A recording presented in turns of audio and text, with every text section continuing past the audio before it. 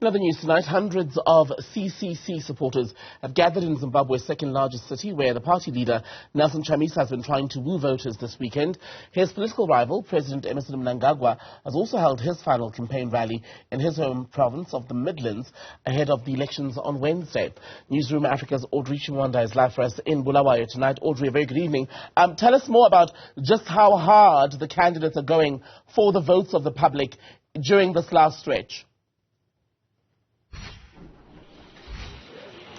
It's a tight competition between the two candidates. Of course, it's a two-horse race between the incumbent President Audrey Mnangwagwa and the leader of the main opposition party, Triple C.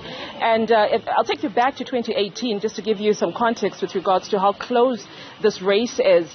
When he contested Mnangagwa for the very first time in 2018, the difference between the voters' numbers was just over 350,000. And we had gotten over 6 million people voting in this election. So himself and his party leadership believe that they have a chance to close that gap come Wednesday. We saw the same rally happening with President Mnangagwa in his home province of Midlands, which coincidentally is where I'm from as well. He had a number of people come to support him, including his family, as he tried to woo not only his voter base, his supporters, but also some undecided voters that are out there that are still trying to figure out which way they will go. And that was the case today as well, with Chamisa trying to speak to the broader voter base, not only his supporters, but people that are also still trying to relate to the manifesto of the CCC. As you will remember, the ruling party hasn't given out a manifesto. They have gone out and said, our actions is our manifesto. People just need to look at our track record to see how much development we have provided for this country. Of course, that remains debatable. And Audrey, what about the push? There's been a major push in recent months to try and get Zimbabweans who are around the region, especially places like South Africa, to also go home and participate in this election. Is there an expectation there that many will indeed return to participate? And, you know, it's interesting that you should mention that. We have not heard anything that alludes to that from both parties, the Triple C party and the ZANU-PF party, with regards to trying to get some of the people that are in the diaspora. Needless to say, that's a large voter base that is out there that is hoping to be able to cast their votes.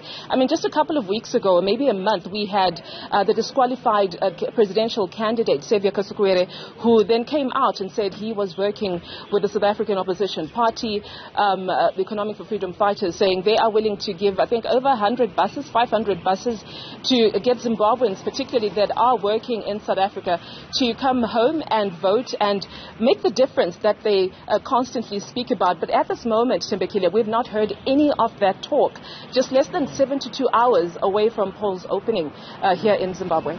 And Audrey, lastly, do the issues, the concerns of voters differ in Zimbabwe based on where they are? I'm wondering if people perhaps on the outskirts, in the more rural parts of Zimbabwe, have different needs to those of people in major centers, urban areas such as Bulawayo. So Zimbabwe has a host of socio-economic issues. We speak of inflation, high interest rates. We speak of a local currency that is volatile and almost non-existent. These are things that affect each and every Zimbabwean, regardless of what your political affiliation is.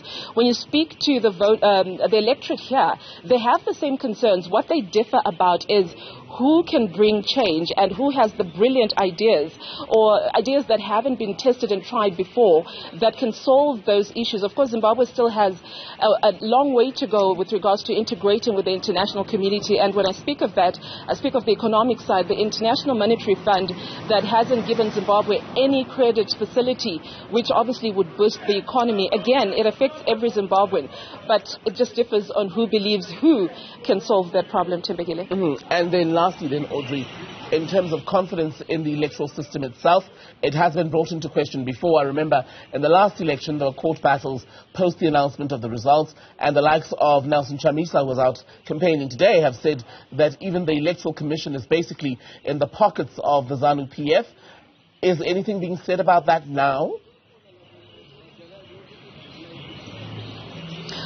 Well, that's been the narrative from the opposition. In fact, that's been the stance from way before the Triple C party was formed, from the time of Morgan Tsvangirai, who then formed one of the strongest opposition parties here in Zimbabwe. There's always been a lack of trust when it comes to the institutions in this country, not only Zimbabwe Electoral Commission, but from the judiciary as well, because this election also has made a bit of history when it comes to the number of court cases that have been brought to the Zimbabwe High Court by candidates who are vying for different positions in this election, who feel that they might have been stifled in one way or the other during the process of getting them to be candidates. We've seen a number of cases come from not only the opposition party, but from ZANU-PF itself. I'll take you back to when 12 members of the opposition party were disqualified by the nomination court, having claimed that they came with their candidate papers for filing later than the 4 p.m. deadline. Of course, that was then reversed.